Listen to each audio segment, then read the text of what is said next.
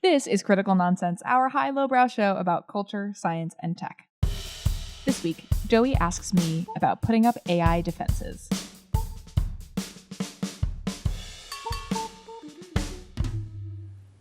Woo! Psycho killer. Qu'est-ce que c'est? This is what Joey sounds like. And this is what an executive producer and talking head Jess Vander sounds like. Hi, this is Jess. I think about David Byrne's suit in the Stop Making Sense performance / concert video. Not like all the time, but a lot. Like a fair amount. Why? Are you familiar with this? No. He is wearing he at the time performed often in I think in like a sort of like gray suit, but then in that he's like at some point he comes out in like an oversized suit that's like really big. I don't know. It just stuck in my brain.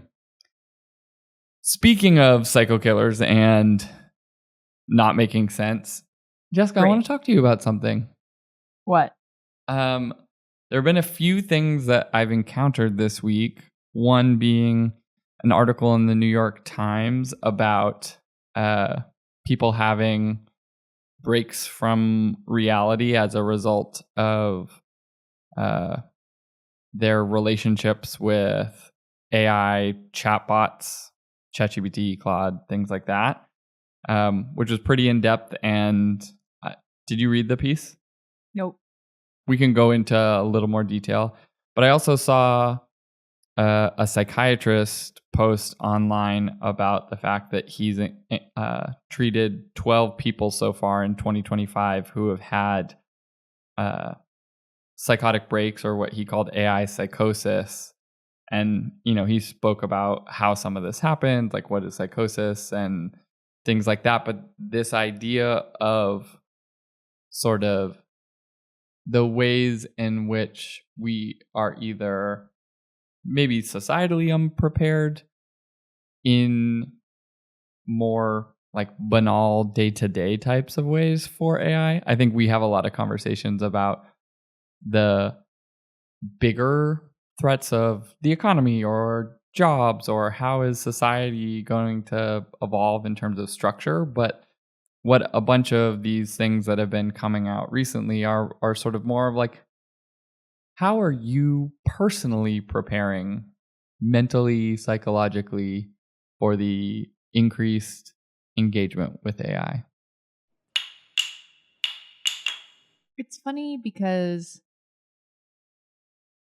it feels like the sort of sci-fi future preparation for this was like the movie with Joaquin Phoenix falling in love with his AI, and like I feel like in our imagination we've been preparing for this, and yet it's interesting how much that even with the there's been this interesting contrast of both our wildest imagination of all of the things AI could potentially do negatively and all the things it's going to take over, and yet some of the more realistic roles that it might play, maybe we haven't processed. We still think is sort of a far out future. It's like we're being extreme about some things that maybe we don't know will happen, yet maybe assume some things are further out, but those are actually happening. Like how many lonely people are finding a friend or love in AI is like, that's actually the thing that is already happening. So it's interesting. Are we're bracing and preparing for different things than what seem to be sort of already at our door? Yeah. And maybe, I'm obviously not an economist, and so my grasp of this analogy maybe is not as strong as it could be, but it feels sort of like the difference between like macro and microeconomics, right? Like there is a lot of focus on sort of the macro impact of AI, and not to say that no one is talking about the micro impact, but it doesn't seem to be where the broadest volume of conversation seems to be, and a lot of these pieces and things that I'm observing in the past week or two have been much more on this micro impact. The article in the Times focused on it, had this story of this man in Canada that sort of weaved through the larger piece, who was like trying to help his son with like a math question that he went to ChatGPT to ask a question, and the conversation cascaded over the course of 3 weeks, where he thought that he had just made like some kind of incredible breakthrough in like number theory and like arithmetic and modeling of some sort. I'm getting that not 100% right, and because the sort of way that these chatbots have broadly been designed to be like positively reinforcing and telling you that you're so smart for doing these things. What a sharp insight. What an incredible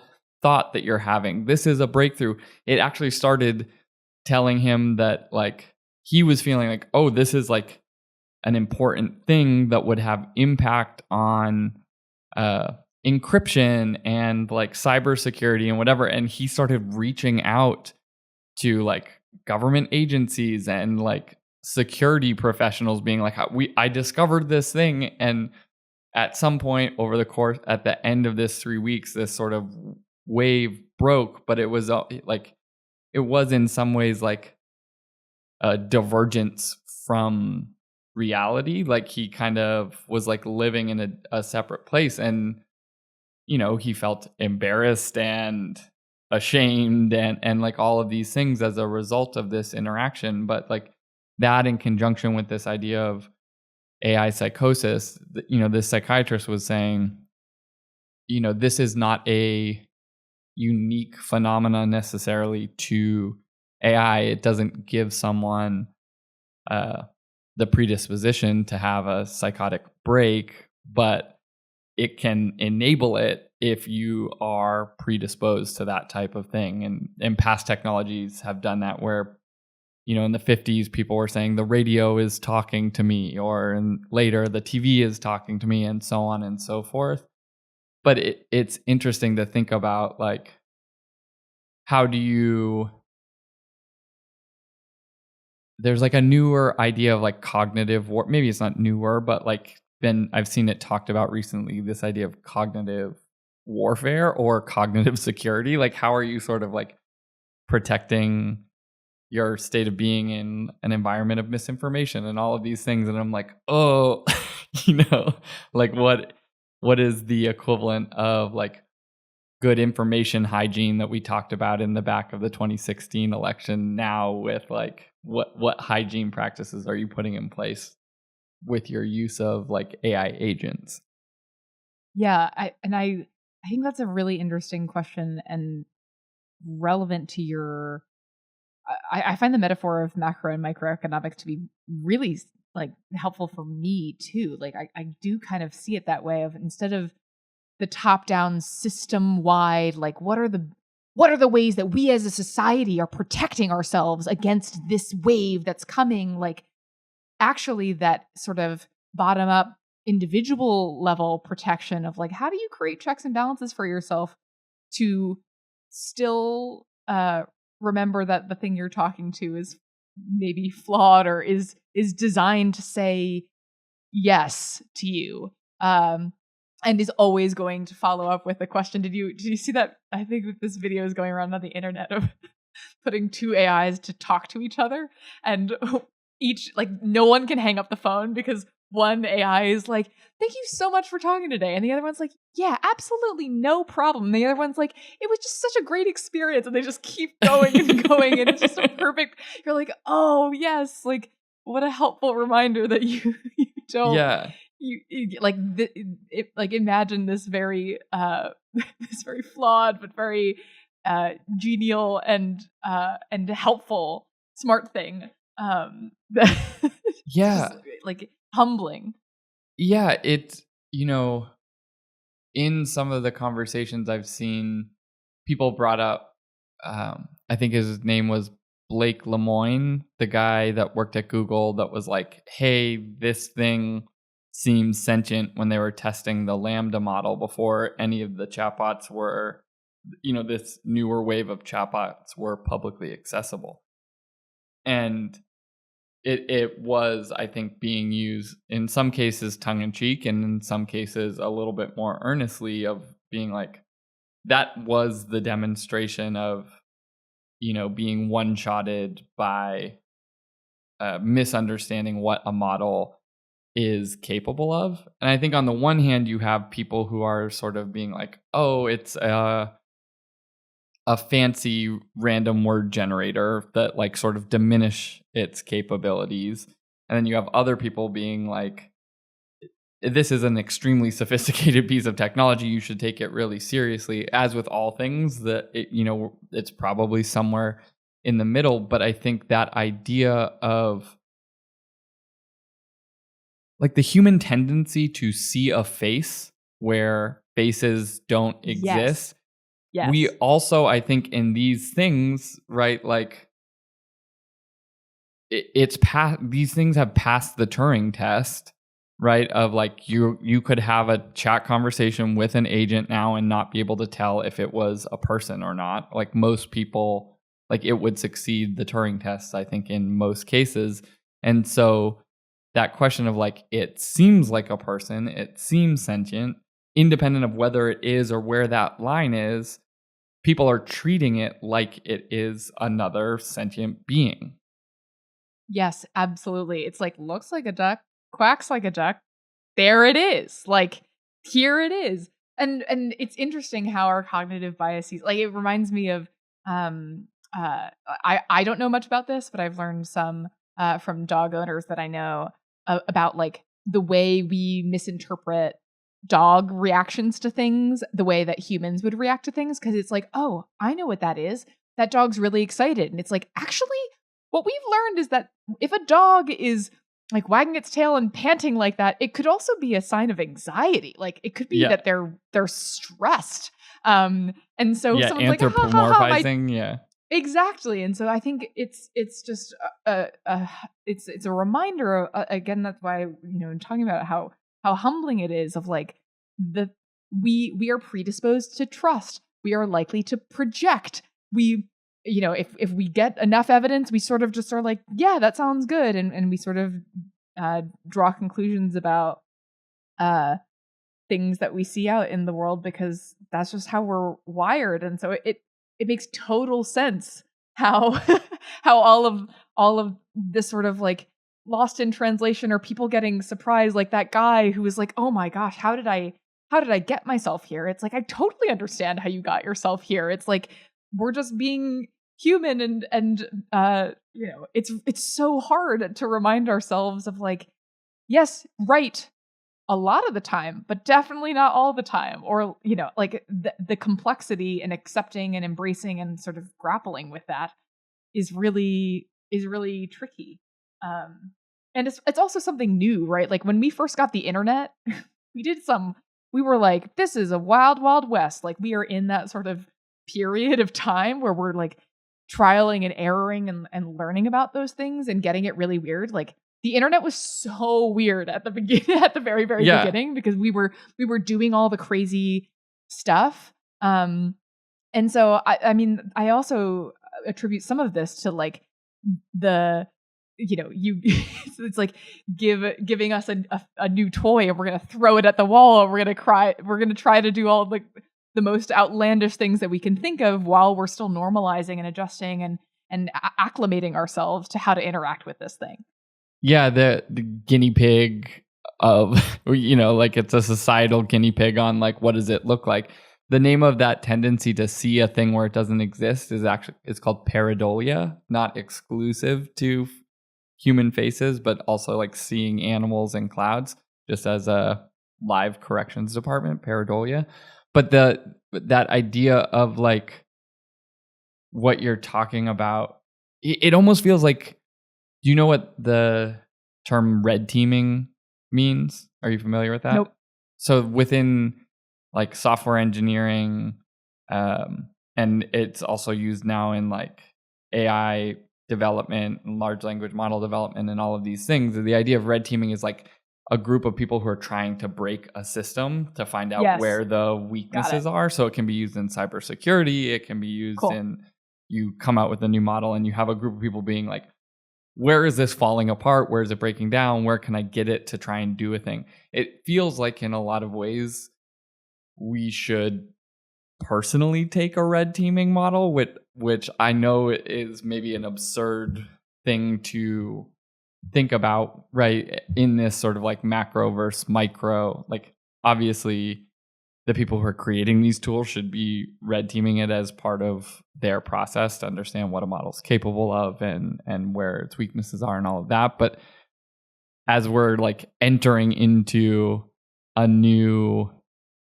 world where we're not over relying on things that like AI agents that, you know, for things that we assume it's capable of but can get woefully wrong, you know, like the cases where lawyers are putting in like false precedents in, you know, there's a case that's being tested right now. I read a few weeks ago because the lawyer put false precedents in, it's being appealed, and they're trying to like now figure out what is like the new juris doctrine around like a case that is settled as law in one capacity or another that was based on false precedences that didn't exist, and the judge missed that. And like figuring these things out, like we have to be having some kind of red teaming model of our own individual ways that we're using it, right? Like proving out, testing, whatever. Like if I'm using it to figure something out, I have to gut check that like on the back end. You can't just be like, well, the model put this out, or it told me this thing is true, and then, you know, I take some behavior and like come to find out like not true. Like it feels like it puts a lot of pressure on the individual in this case, which I know I think some people have an allergic reaction to, period. But the question is like, if you're choosing to use a thing that has not been tested over time and proven to work in the ways that you want it to, like I don't know that there's a way around sort of instituting your own personal set of like cognitive security, like fail safes in your work, whatever, to make sure that you don't wind up as like the person that gets a New York Times like long form piece written about some massive like fatal error that you made. Yeah, you don't want to be the butt of that joke. What are the awards of the most catastrophic mistakes? Are the Darwin Awards? That's one. The one I'm thinking of. Yeah, that's the one where you remove yourself from the gene pool. So it could be death, or it could be castration. Also falls under the Darwin Awards. Oh no, good, not good. Yeah. But you don't want to be in the AI Darwin Awards equivalent of like, and I'm never going on the internet ever again. Yeah. never opening a device ever again. The ignoble prize is probably the where you want to be. That's what I was thinking of. The ignoble is sort of like you did an incredible piece of research on a thing that is potentially useless. Like I had my college advisor won an ignoble award for like figuring out the way the brain uses a hula hoop, I believe was what it was. Got it. Like silly things, but then actually maybe useful. Yeah. Good science, but couldn't you have deployed your intellect on something more productive? Yeah. Better that than the Darwin Award. Exactly. For having ruined it. Yeah. I mean, I guess as we're like getting to the back of this conversation, I am curious if you have any practices that you use in using AI tools in any capacity? I mean, I basically just don't use it on things that I would rely heavily on. Certainly not as like the final output of anything that I do. I use it as, thought partner, push an idea, like get to some synthesis of my thinking or something like that. But, or simple tasks that like are occasionally I will like have Emerson draw a monster and then we'll like throw it into an image generator and see what it looks like. But I don't know if you have more like, or different ways you think about it. I mean, for sure, I've started identifying for my own self what jobs, what like bite-size, good size jobs I feel like I can give it or ask of it. And one of those is I noticed this habit of myself in work where like one of the reasons I like working in the office is because I have this habit where I'll like turn to the nearest person when I'm stuck on something and I'll be like, hey, any chance you have a thought about this? And it often catches people off guard and they don't have any context of the thing. So they might ask a clarifying question. Then I'm like, never mind. I'm sorry, never mind. But ChatGPT or, Gen AI is like a perfect example of somebody who you could just throw like an insane out of context question and some kind of input can help keep things moving for me when I'm working alone because I hate working alone. And it just gives me some kind of sparring partner, even if I'm like, yeah, okay, not that, but thank you. I have what I need. It's like that thing where you ask somebody, like, I'm trying to think of a thing, and then you're like, oh, it's this. And they're like, I guess I helped you. Yeah. But that job is like perfect because it's not even so much what is coming out of it. It's just keeping that momentum so that I'm not, in a silo by myself. Or like the creative element of how can I turn that joke that was put in the team chat into a very quick, meme that I can send back. Like it just is like a fun way to accelerate a thing that is already outrageous to be doubly outrageous of like, I'll do you one better. I'll create this very silly and over the top, follow up to a conversation. So I don't know, both playing that sort of collaborative,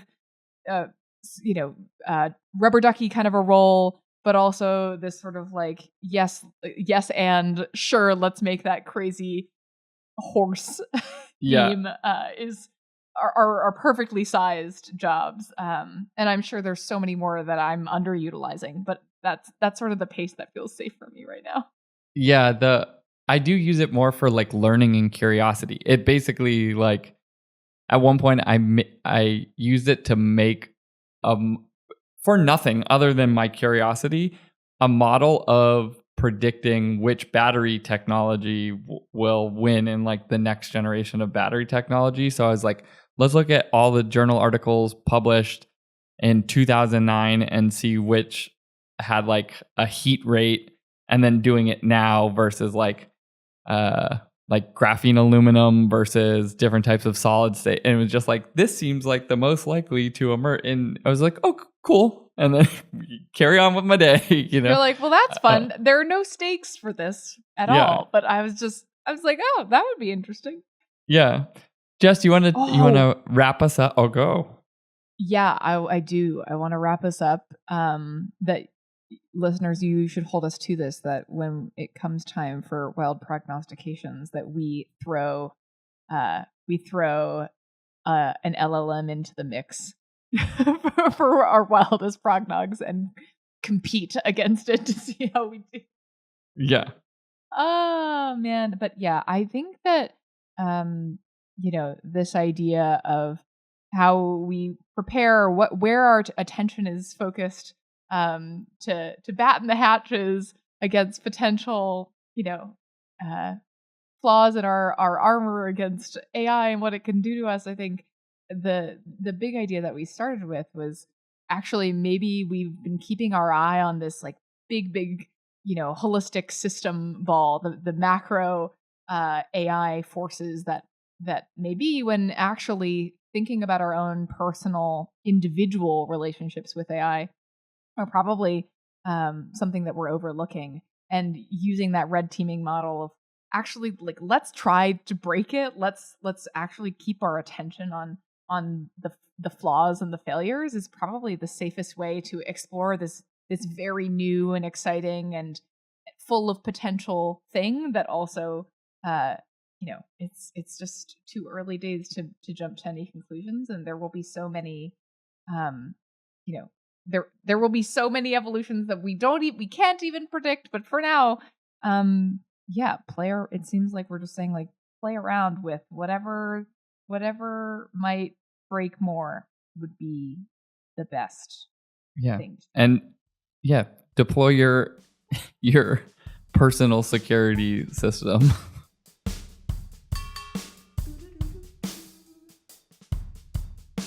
Critical Nonsense is a Sylvain production. Brought to you by the super bionic, incredible shield defense system tactical door thing. Yeah. As always, we'd like to thank our executive producer and the John McAfee of my life, Jess Vander. We'd also like to thank sound engineer and the person who fixes all of the broken things, Alex Conto. We'd like to thank our programming coordinator and anti-malware software, Les Jacobs. And thank you to our production crew and our source of cognitive peace, Sarah Gilbert, Nora Mestrich, Christy Jensen, Amanda Medina, and Amy Waters. And as always, thanks, Helen. Thank you. Special thanks. I'm realizing calling you John McAfee, I was just doing it because of McAfee, like, security software on computers from years ago. But I think he's pretty crazy and terrible, so I immediately renege on that. Redact. Rescinded. Yeah, was not thinking about it in the moment, but I'm pretty sure he was, like, not a good dude. So cool. You are not Great. the John. You're whatever the good version of cybersecurity software is. That's what you are. Thank you. I'm also learning that in the cybersecurity realm, in addition to red team, there's also blue team and purple team, potentially. At least there seems to be other teams that are emerging, and I am really fascinated, and I am specifically taking note that red team seems to be more focused on being on offensive security, like seeking the challenges, versus blue team is waiting till they come find you. And I feel like that makes it an even better metaphor or idea here, where it's like, let's go find let's find the broken stuff. Yeah, is this like, I wonder where the color choices come from, if it's like the 6 thinking hat types of colors, or if it's purple wasn't in the 6 thinking hat, so I don't know. Thanks to the 6 thinking hats, maybe. I don't know. Does anyone still read that book? I had to read it in grad school. That's the, like, what mode are you putting on right now? Oh, the Edouard de Bono of, like, yeah, I'm gonna be in the mode of generating, I'm gonna be in the mode of defending. Yeah, red hat. Cool. A red hat is like devil's advocate, but you can't wear the red hat all the time. That was like the big thing. People go to the red hat too quickly and can't change their hats. Wow. Consider your hats just a robust hat closet. Yeah. Milliners everywhere rejoice. Well, we did it. Love you. Mean it. Bye. Bye.